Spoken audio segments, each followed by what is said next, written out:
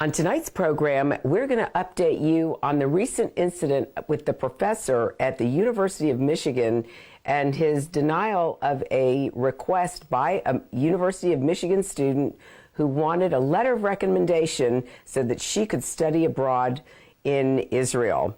Also, in response to the University of Michigan's professor's academic boycott against Israel, we're going to play a segment of our PJTN award-winning documentary, Boycott This. This film will expose the truth stated by Arabs in Israel. Maybe the professor, someone needs to buy the documentary, or we should just send a copy of the DVD to the professor at University of Michigan because he's a little confused, falsely accusing Israel of being an apartheid state. So we're going to watch that this evening and bring you a little clip.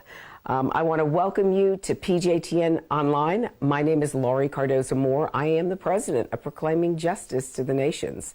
The mission of PJTN is to educate Christians about their biblical responsibility to stand with our Jewish brethren and defend the state of Israel against the rise of anti-Semitism. We accomplish that mission by producing award-winning documentary films and television programs, a little bit of which you're going to get to see tonight.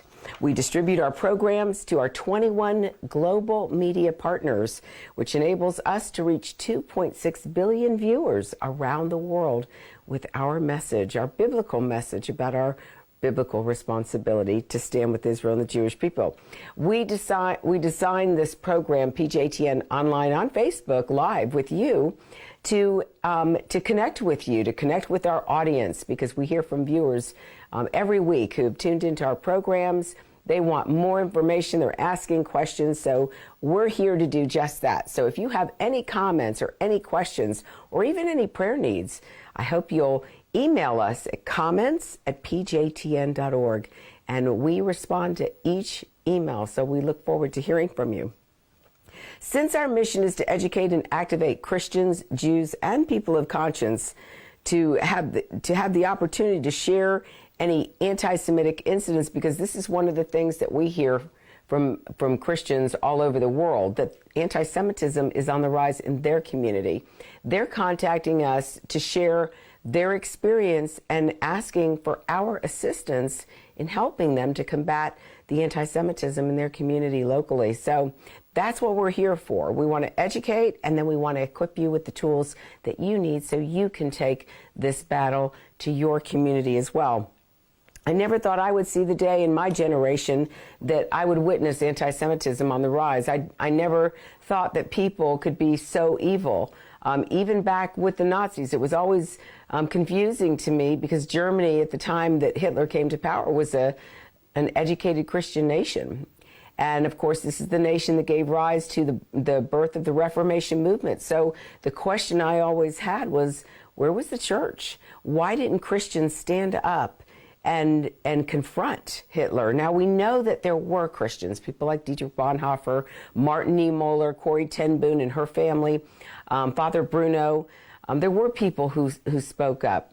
And Yad Vashem, the Holocaust Memorial in Jerusalem, has documented 23,000 righteous Gentiles. Now, we know there's probably more, but 6 million Jews and only 23,000 righteous Gentiles or Christians that would speak up. There's something very sad about that, ladies and gentlemen. Christians bought into the anti-Semitism that Hitler espoused, and we know that from the division in the church at that time in Germany. I also just want to talk about the alarming rise of anti-Semitism that we're seeing here in the United States. We've always expected it in Europe, but never in the U.S. We do see anti-Semitism growing globally. And it's our goal with our programming and this show to try to combat that anti-Semitism, confront it actually, in communities across the country, around the world.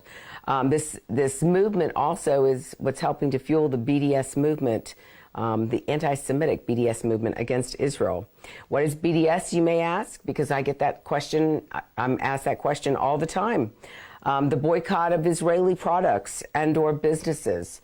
divesting from companies who do business with Israel, and sanctioning Israel, falsely accusing them of apartheid South Africa tactics against Palestinians. However, anti-Semitism is also growing among Christians. We see an increase in replacement theology and supersessionism within the Christian church, and unfortunately, even within evangelical Christianity. Anti-Semitism is born out of ignorance, and the purpose of our award-winning programs is to combat that ignorance with biblical truth. God told the prophet Obadiah in the last days he would wipe out the descendants of Edom because they stood by while their brother Jacob was held in captivity and they did nothing. Well, how is God going to judge the church? Because the church has historically stood by for the last 2,000 years during the pogroms, the Inquisition, the Holocaust, and by and large, with the rise of anti-Semitism today, Christians once again are standing by. Unfortunately, that anti-Semitism has now infiltrated our children's textbooks and instructional materials. And as our children are back in school, they are being indoctrinated with revisionist history, including the lack of Holocaust education. It is critical for us to realize that we are jeopardizing our constitutional republic by allowing unconstitutional pro-Islamic content to be taught to our children every day in our K-12 schools. Earlier this week, I was in Ohio for meetings with pastors, congregations, parents, and citizens who are equally troubled by the content in their children's textbooks. Through the now decades-old influence of Pearson-published textbooks and the Institute of Religious and Civic Values, American textbooks and instructional materials are feeding our children a daily dose of a distorted view of the history of our country and our Judeo-Christian values. PJTN is on the front lines in this textbook battle. For any of you that have been aware of PJTN or you know about the work, the mission, you know that we have been on the front lines. We brought this to national attention, the situation with the textbooks, and we are continuing to combat it in several states across the United States. We are exposing the agenda and educating parents, grandparents, and citizens to get involved in their local school district.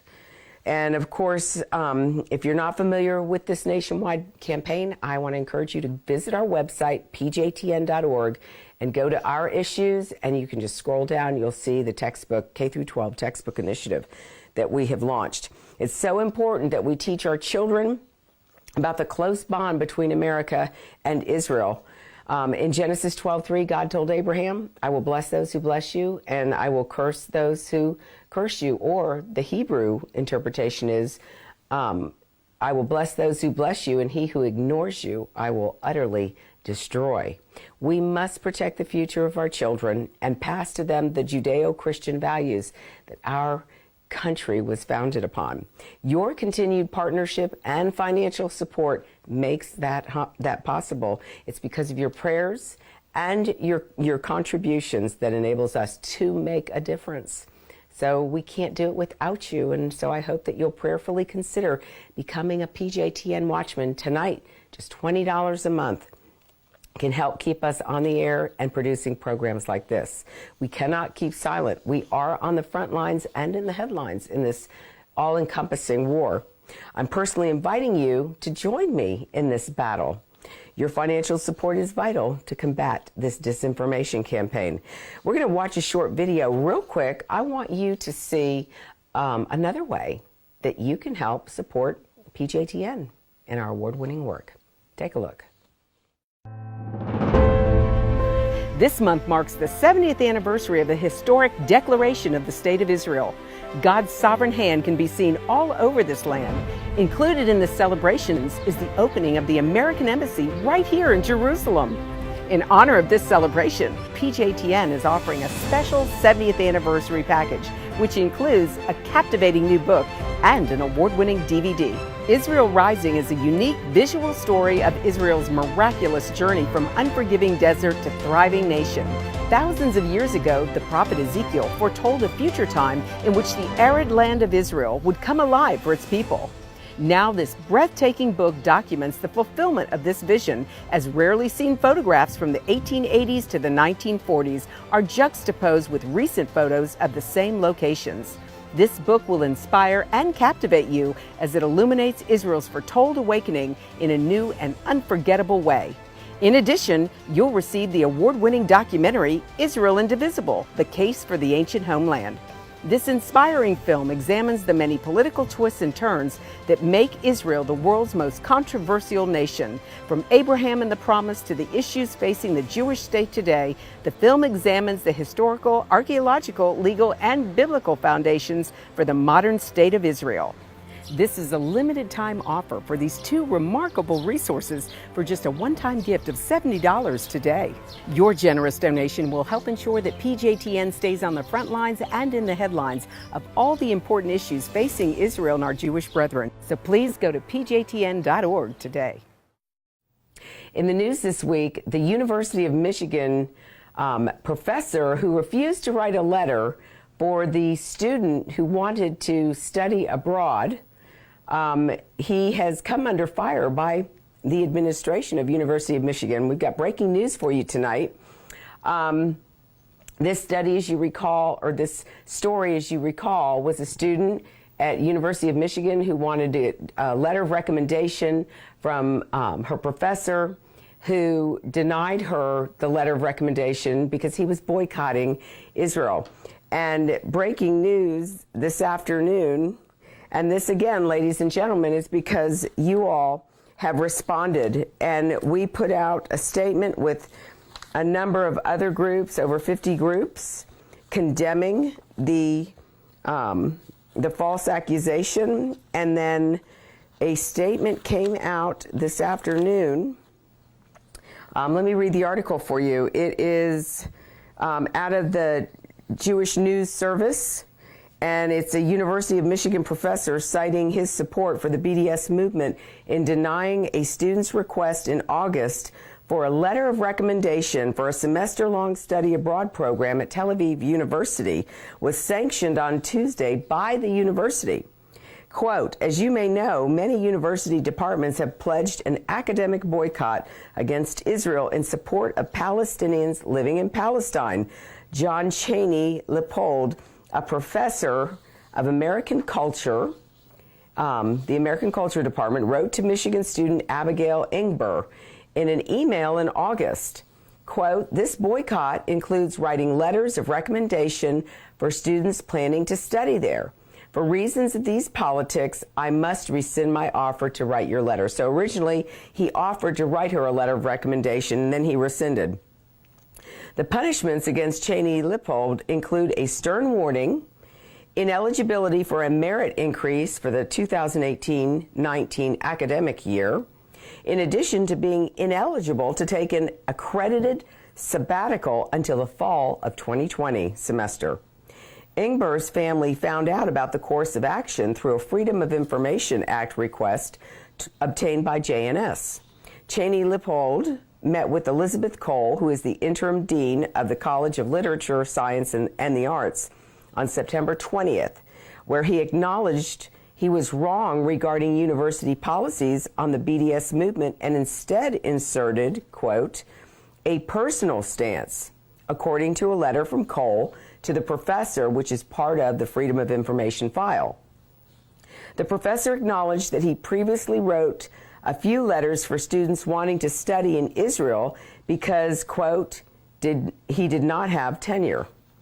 So here's another quote. Supporting the academic aspirations of your students, this is by Elizabeth Cole, supporting the academic aspirations of your students is fundamental to your responsibilities as a faculty member. You have an obligation to support your students' academic growth, said Cole. Rather than fulfill this obligation, you use the student's request as a platform to express your own personal views.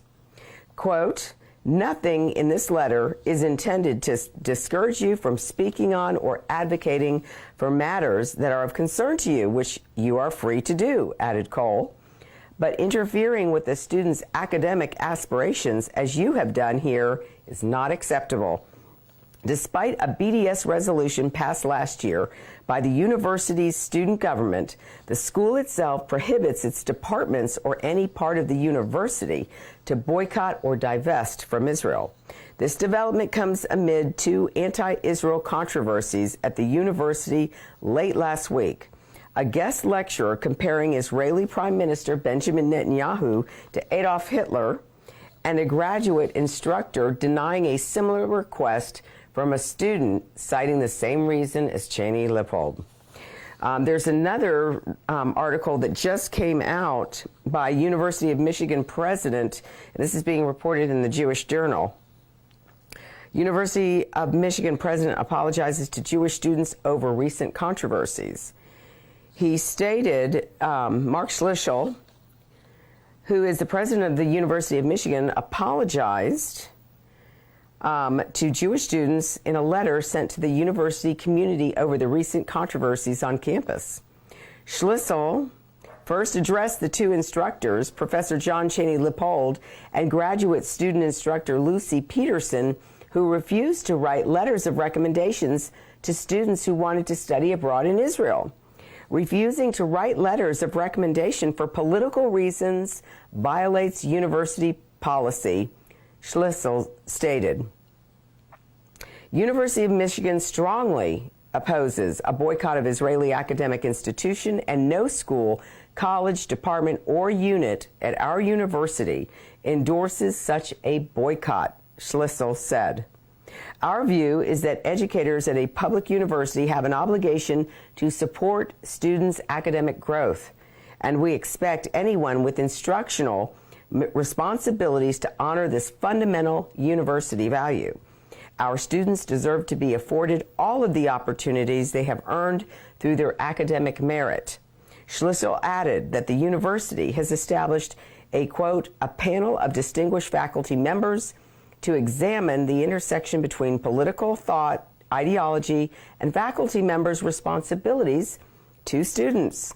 The university is also apologized to the two Jewish students who were denied letters and is helping the two students gather everything they need to complete their applications to study abroad in Israel. On the matter of the required lecture that featured a slide comparing Israeli Prime Minister Benjamin Netanyahu to Adolf Hitler, Schlichtel noted that the speaker, former Black Panther, a racist, and an anti-Semite, that's my injection, this Black Panther member, Emory Douglas, was invited to campus to discuss his artwork. Quote, Israel was not singled out here as an imagery critical of many other political leaders was also a part of the talk, Schlichtel said. This was the point of the talk itself. The imagery can be a powerful component of movements aimed at social justice. However, Schlichtel acknowledged that it was understandable why students would be offended at the Netanyahu-Hitler analogy. We are sorry students were hurt by this experience, the president said, and the Anti-Defamation League praised Schlichtel's statement in a tweet. So, ladies and gentlemen, this is what happens when parents, citizens, people of conscience, both Jews and Christians and others, stand up and condemn publicly this action. This president, this has been lingering for a couple of weeks, and this president has finally taken action on it because of the pressure, because of the phone calls, the emails, the press releases that we've been putting out, and others, the articles, the stories that have been posted about this around the globe. And now the alum of University of Michigan and others are speaking out. Even the students are speaking out, condemning this action. But this is what happens when we engage in the culture. We can't just retreat and when these incidents occur and say, the problem is too big, you know, they're never going to listen. If we take that attitude, we will never win. We will be defeated. But here's an example of taking action, condemning this, exposing it to parents and citizens around the country, really around the globe, and then them taking action. So that's exciting. On tonight's program, we're actually going to show you a broadcast of a segment of PJTN's award-winning documentary film, Boycott This, to expose the truth stated by Arabs and Arab students in Israel, further illustrating that the supposed educated professor at University of Michigan is either incompetent at best or an anti-Semite at worst. So let's take a look at this clip of Boycott This.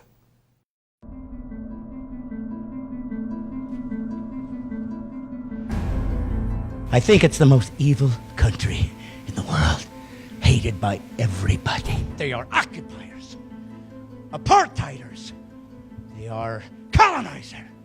They are worse than Iran and China and Syria and Rwanda combined, and worse than that, they have nukes. Of course, I'm speaking of Israel. Apparently, we have a UN contingency here with us tonight. UN contingency. And by the way, love you, UN folks. I love how you police the world, nanny the world, make us all better people. Can you do me a favor? Pay your parking tickets. Smell it, now take it. That's for you. Any comments on Israel? Tell them to get the hell out of Palestine. Ooh. These people are occupied. I see the Jews in Israel as total Nazis. Was either an apartheid state. We need to separate ourselves from Israel. It's a cancer on American foreign policy. Because we believe that Israel is an apartheid state. In the occupied territories, Palestinian land, that there is a horrendous example of apartheid. This can't be right. Growing up, I had these ideas that as a Christian I was supposed to support Israel and the Jewish people, but maybe, what if the Jews are the problem? Boycott Israel if you think that's just, but unless you have a double standard, you must also boycott the rest of the nations where allegations of human rights violations. I gotta be honest, I really don't know a lot about Israel, but yet I have a connection to that based on my faith that I feel I have a biblical obligation to understand, even an obligation to defend it.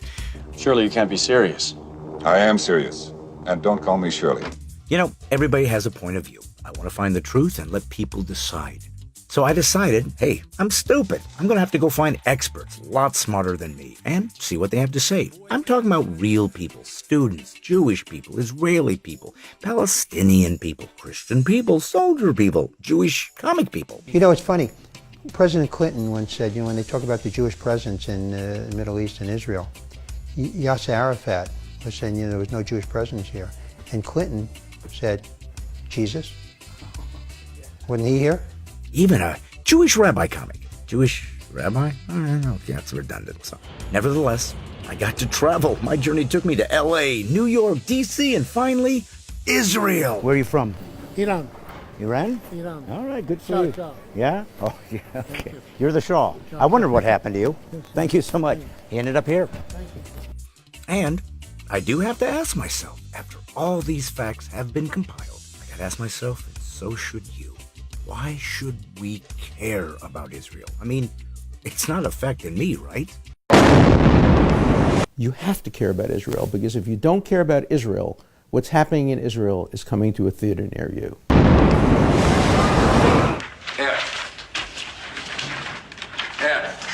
So, to get to the truth, we're gonna need to go back, way back. So your people, Palestinians, have been here how many? We've been here from the time of Adam and Eve. What is Israel? Who are the Jews? Who are the Palestinians? What is Palestine? So, around 3,000 years ago, they had a nice little place called Israel. What gives them the right to try that again? Anyway, the Romans came in, threw some toga parties, and renamed the place. The Romans were so fed up with the manpower and material losses the Jewish people had caused them, they decided to basically get rid of the Jewish people. So they renamed the country from Judea, they said, let's give it a non-Jewish name, to Philistia, named after the extinct Philistines. But it's amazing because their agenda was to do exactly what is going on today. The new version of Israel was set up in 1948, which made a lot of people very unhappy.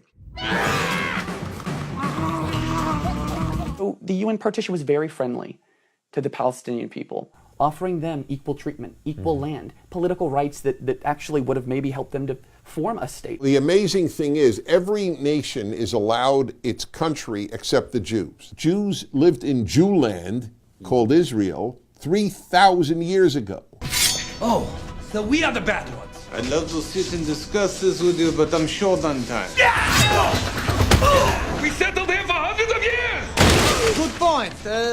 None of my ancestors ever stepped foot in this land. No, you're right. Israel faced 4 major wars that they had no chance to win and multiple terrorist attacks, and the Jews haven't budged. In fact, they keep winning more land somehow. As a byproduct of a war we didn't start called the 1948 war, there was a line drawn called the Green Line. And two countries that had no right to be in here seized pieces of territory. Egypt seized the Gaza Strip, and Jordan seized what everyone calls the West Bank. And people don't get this either, that Israel is 20% Arabs. Everyone thinks the Arabs are all living behind barbed wire and fences. But Israel itself, within the internationally recognized boundaries of Israel, is an Arab population, Israeli Arabs. People are shocked to hear that. So now, just who exactly are the Palestinians? Were they called Palestinians then? I don't even know what they were called. Well, the Canaanites. This is the land of Canaan, and Canaan is an Arabic word, and Palestine is Palestine an Arabic word? I don't know the difference. Well, Palestine, it's thousands of years old, you know. After the Romans renamed the place Palestine, everyone's driver's license said Palestinian, right? I mean, the Jews, the Arabs, the Democrats, everyone. Actually, for the next 1,500 years or so, it was the Jews, not the Arabs, who were called Palestinians. Now, here's the strange part.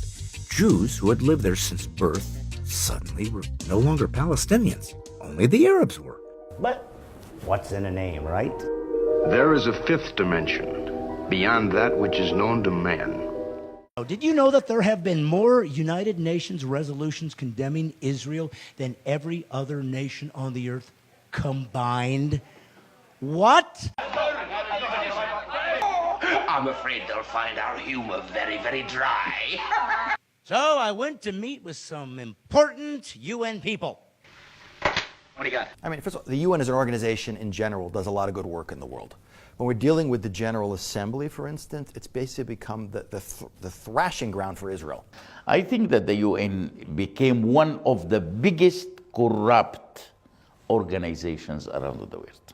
The UN Human Rights Council gets together and immediately at every session always begins by condemning Israel, automatically.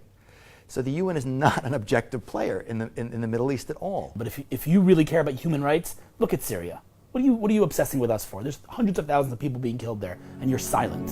And there's two refugee statuses in the UN. I should mention that. One is for every refugee in the world, and the other one is just for Palestinians. Matter of fact, they've been refugees 5 times longer than any other refugee in history. Billions of dollars are given to them for humanitarian aid. They haven't built a hospital with it. Something's wrong. Now, the exciting adventures of Faxman, a strange little visitor from another planet where they tell the truth. How bizarre. Faxman, with knowledge and abilities far beyond those of mortal dudes, fighting for truth, justice, and the American way. I'm flying commercial from now on, man. Okay, I've got some pesky facts. In 48, when the new country of Israel was attacked by 5 Arab nations, many Arabs in the area left. They figured, hey, they'd go on a vacation while the Jews were being driven into the sea. But Israel won, despite the odds in Vegas. Now, at the same time, the nearby Arab countries expelled their Jewish populations.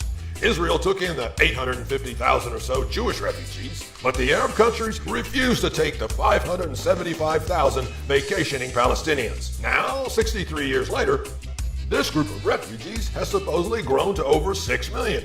And the BDSers, well, they want Israel to let all of them return. Can you say, bye-bye, Israel? Ugh. Why are those refugees there? When you look at the huge landmass that they have, and that is available to them, and the wealth that comes from oil interests for decades and decades, there is all the money in the world that could have resettled those refugees long ago. The time has come to recognize that these folks are no longer refugees. They are political pawns being used by the Palestinian leadership and by opponents of Israel to maintain a festering sore. Much of the world has signed on to say and agree that Israel has breached international law as far as an occupying nation, so on and so forth. So, if Israel has in fact broken an international law, well, let's sue them. That's the American way, right? Israel's occupation is completely lawful. Any country is entitled to occupy an enemy country that is using its boundaries to attack. And if you're going to be an occupier, hey, you might as well throw in a little apartheid. It's part of the fun of being an occupier. You get you apartheid people. Do you understand? Apartheid went from the womb till the tomb, couldn't even take a dump in the same bathroom. People say Israel's an apartheid state, but I can't relate to that baseless hate. It's not really fair to try and compare a racist regime with the war on terror. Using common sense against violence, Israel had to build up the border fence. And if you think that's apartheid, it's because you don't know what apartheid really was. And here's what I found interesting. 1999, Miss Israel was an Arab. Wow. And then they put one of the Arabs on their Supreme Court. And 76 of them are in Congress. What I'm getting at is apparently when it comes to apartheid, Israel sucks.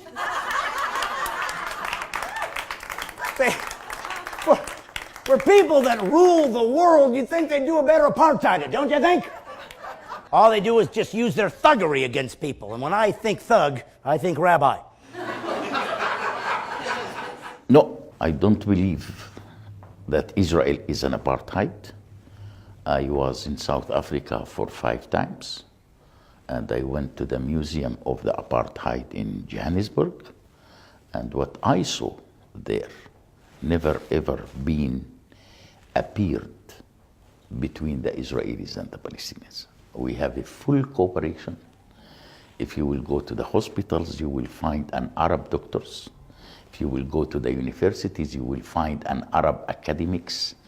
And no doubt that by considering Israel as an apartheid, this is another way how to increase the anti-Semitism around the world. What is unique about this university is that Muslims, Christians, and Jewish students all go here together. Obviously, it's a magical university.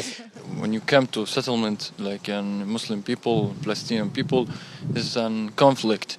And then I came here, I see other people, Jewish people, we live together, eat together, play together, learn together. And many ideas and many things will be changed. Since she came here, she's tried to coexist with the Jewish people, and she finds that it's possible. And I think it's one of the beautiful things about the university here in Ario that we're here to for academic purposes, to advance research that I think I can benefit in all of humanity. Exactly. As a member of the South African Parliament, and in the name of millions of my fellow black citizens of that country, we know what apartheid really was. And I therefore ask those in the United States, Europe, and anywhere else in the world who charge Israel with practicing apartheid to please stop doing so. You are damaging the truth. You are damaging any chance for peace in the Middle East. And most of all, you are destroying the memory of the real apartheid. This is an apartheid light. There's no like toilets like in Jim Crow South, whites only, Jews, Arab, that kind of stuff. No, you don't have that. It doesn't exist. I'm not saying it's a perfect system. I'd be lying if I said. But at least it's being honest. I mean, that's what we're trying. Despite the oppression and apartheid, many Palestinians have achieved a living status greater than many in the world. It seems to me if there was such great oppression and apartheid that there would be no success or riches or ability for Palestinians to move up. But yet, that's not what I found. My house is right over there. Many other Palestinians I spoke with saw no apartheid whatsoever, and they were openly happy to live in the Jewish state. עכשיו המצב, כאילו, אני לא יכול להגיד משהו על מה שקורה, זה רק מי שיכול להגיד על זה, רק האנשים שהם בממשלה, או שלנו או של ישראלים, הם יכולים להחליט בדבר הזה. אנחנו סך הכל רוצים לחיות. Can he quickly tell us why his grandfather wanted to help the Jews? אצלנו בקוראן זה כתוב, אנחנו ויהודים. In the Quran it says. זה בני דודים. These are our cousins. Many of Muslims around the world and around the Arab world, they afraid to talk and afraid to say we support Israel. They said we want to move to Israel, we want to live in Israel. Because Israel is the only democracy state in the Middle East. We have all rights. The Arabs have all rights in Israel, and we want to be in Israel. Show me the money.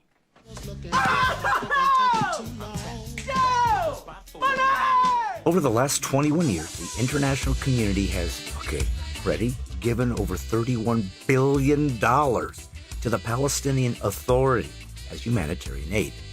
They've received more money in donations for humanitarian needs than any other people ever on the face of the earth. Funny you should bring up those pesky facts, Brad.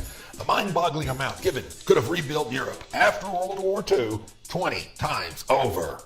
By now, every Palestinian should have a 2-car garage and 2 cars. Well, it's reported that when Arafat died, he had over $2.4 billion in the Swiss bank account.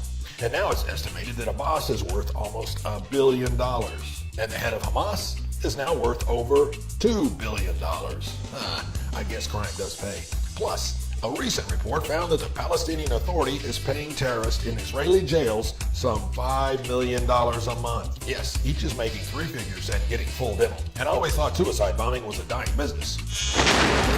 Sadly though, not a dime of that dough has gone into building a hospital or a school, but they do have some lovely tunnels in Gaza. Maybe we should try it. 2-state solution. Maybe that's what it takes. Maybe if we just let everybody have half and half, we'll all get along. Jewish people are smart. They said, well, we'll try it. But we're going to give a test run first. Let's start off with Gaza.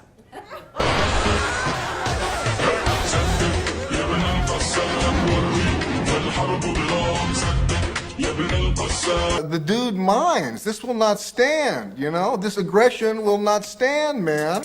Now, it's been said that Arabs don't hate Jews because of Israel. They hate Israel because of Jews. I mean, where else does a mother celebrate the death of her child to kill Jews?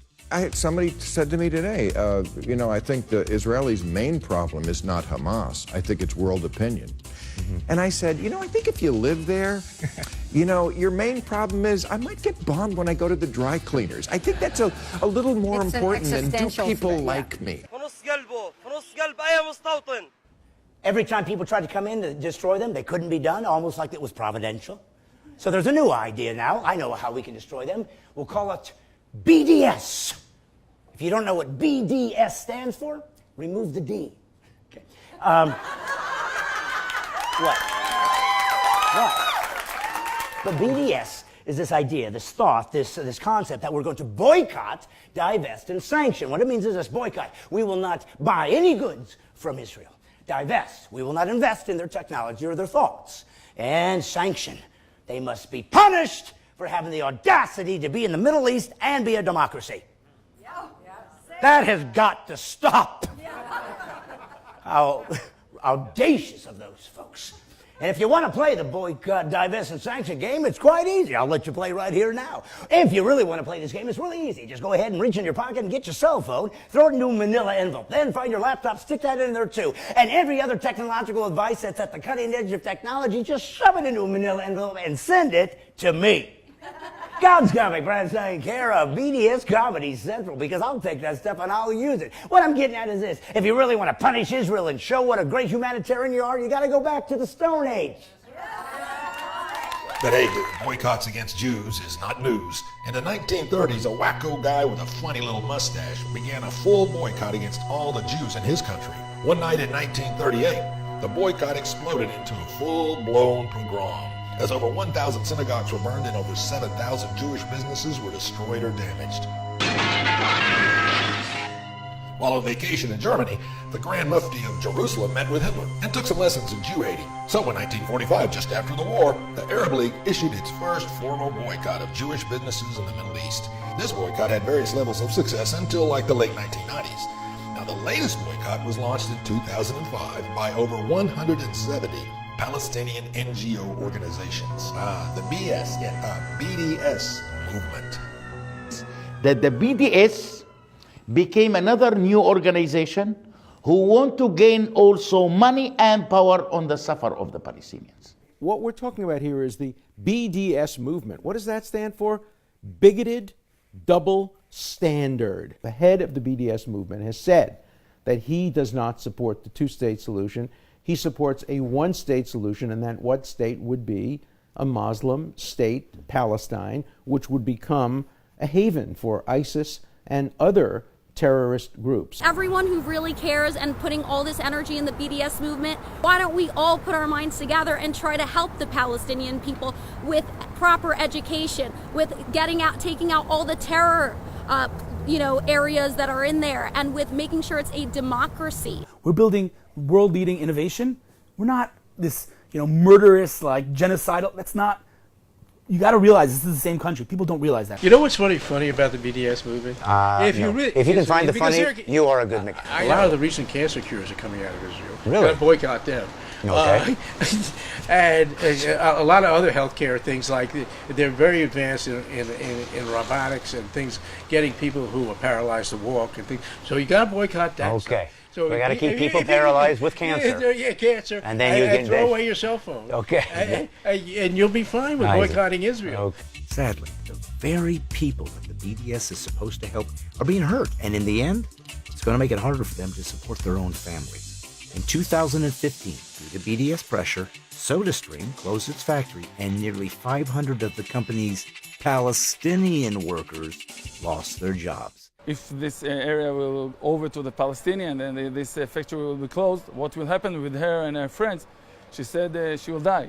No work, no money, nothing.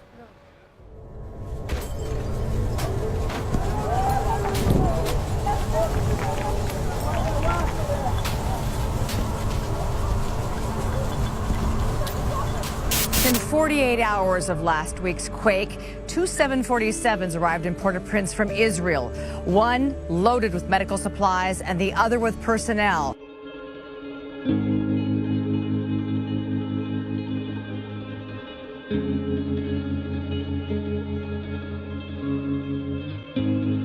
Am I perfect? No. Do I know everything? But I didn't just listen to one side or the other. I went and talked to them. I went to visit their places. I went to watch the technology that these people are putting together. That's unbelievable. Cutting edge, drip irrigation, where they literally have created irrigation that does not waste all the water, drips right into the plants one drop at a time, and creates a harvest bigger than anybody has ever had. And only Jews would have thought about how to squeeze water. You know what I found out is, despite how much they're hated, Israel and the Jewish people continue to make the world a better place to live. Israel does great work in so many areas. What's going on in Israel on the tech scene is unparalleled, unprecedented in the world. It's unbelievable to see a country the size of New Jersey that has, hundreds and thousands and tens of thousands of startups that are truly changing the world. Many of the technologies that we're all using, we carry around in our pockets or on our computers are built here in Israel. I can't think of any big, large, tech corporation that doesn't have presence here. From, Google, Microsoft, Apple, AOL, Yahoo, they're all here. Israel exports clean water technology. Israel, for instance, is the #1 recycler of water in the world. Like this tiny nation of 8 million people. They're green. I would stick my neck out to say that Israel is one of the greenest nations in the world. I think there's no doubt that Epsiode exists today because there are skills, there are values, and there are ideals in Israel that should be shared with the world because of what they bring. It's part of this world, and that wants to be part of this world. We have a certain duty to really show and share what we know how to do. Right now we're working in 17 countries at all times. I think what drives us as Israelis and makes us successful as humanitarian aid workers is that we're innovative, we care about people, and we have the skills to provide the assistance. And this is something that's very unique. The Jewish value of tikkun olam and about giving to the other, it's something that's already rooted into our history. It's something that is part of us. This is a fulfillment of prophecy. And even if you aren't religious, this is a political miracle. Who would have thought that a people would have climbed out of Holocaust camps, literally, with literally the rags on their back, and they would move to the middle of the desert in the middle of the Middle East with zero natural resources, and today you're looking at one of the great developed countries in the world. If you're not realizing the miracle of this story, you're missing out on one of the great epic sagas of humanity. What could it be about this small sliver of land? Because that's what the people say. Maybe that's what they do. They invade other countries and take over. Never. They are 0.001% of the entire landmass of the world. They are the most historically documented persecuted people group on the face of the earth. And they finally said, we're just going to find a place that God gave us a few thousand years ago, predating anybody else, and live here so we can be safe for once and for all. I am saying there's nothing wrong with that. That's just common sense. Enough is enough. If you hate Jews, you hate Israel. This is a humanitarian problem that has to stop. Israel deserves to stand, and we will defend them. God bless you, folks. Good night. So once again, I just have to ask myself, as should you, after all these facts have been compiled, why should we care about Israel? I mean, will its survival affect me? And with all they do and provide for the world, is hitting Israel, the BDS, really a good idea? In time, it will affect Israel, and ultimately, you, and me, and oh yeah, the whole world. And boycott Israel if you think that's just, but unless you have a double standard, you must also boycott the rest of the nations where allegations of human rights violations. We're not perfect, but if you think we're the worst, first take a look at the rest of the earth. Don't pick and choose to pick on the Jews. Pick up the paper and read the news. Boycott Chile because they deny abortions, even if the mother will die. And boycott Brazil where the brutal. BDS is part of what I call the fake left. The arrogant and ignorant who see themselves as righteous are just blowhard liars and bloodthirsty bigots. Welcome back. I hope you enjoyed that clip, and I want to encourage you, if you'd like to see the full documentary, it's a great film for your youth. It's entertaining. We used satire to help address this issue and talk about this issue, but you saw for yourself that the reality of Israel being an apartheid state is not true. And there are Arab Israelis who testify to that. And even the Israeli or the Arab students who attend Ariel University, they even found that they were able to get along with the Jewish students, but that's not the message we hear. And that's why our media is so critically important. As I said earlier, we designed PJTN with you in mind, and it's your opportunity to ask us questions and send us comments at pjtn.org. I also want to encourage you, go to our website at pjtn.org, sign up to become a watchman, get on our mailing list, get our media announcements, our media alerts, and become informed and share this information with your family and friends. Of course, we're right here on Facebook right now, so you can like us on Facebook. Share our program with your Facebook friends. Of course, you can visit our pjtn.org/TV on YouTube. Become a subscriber. Sign up to get our programs as they are posted. I also want to invite you to become a PJTN Watchman tonight. You may ask, well, what is my responsibility? Well, we're asking you to make a $20 a month commitment to become a PJTN Watchman. And then the role is really to help us get the message out. Introduce our programming and our messages to your sphere of influence. That way you can alert the watchman. You know, it says in the book of Ezekiel that the role of the watchman is to warn the inhabitants of the city of the enemy advancing. And that's what we're doing. We're giving information so that you can alert your family and your friends and warn them about what is happening. Of course, if we know that through the scriptures, God said that if any innocent blood is shed because the watchman failed to warn the inhabitants, then that innocent blood would be required of the watchman. However, if the watchman fails to warn the inhabitants, or if the watchman warns the inhabitants and they refuse to listen to the watchman, then if their blood is spilled, it will be required of them. You have the information. You know the truth. Now you are responsible to take this message to your sphere of influence, your family, your friends. If you would just consider committing just $20 a month. Our goal is to reach 7,000 watchmen this year so that we can continue to accomplish our mission by producing more programming like this one and like the little clip you just saw. I want to just, in closing, remind you, please partner with us on the front lines of this battle. I can't do it by myself. And if you will help me communicate this message to your friends and family, we can both work together to impact not just the United States, but around the globe. If you want to learn more, again, tune into our award-winning program, Focus on Israel, every week on Daystar and God TV. Daystar, Saturday nights, 6:30 Eastern Time, Sunday nights at midnight. That's 12 a.m.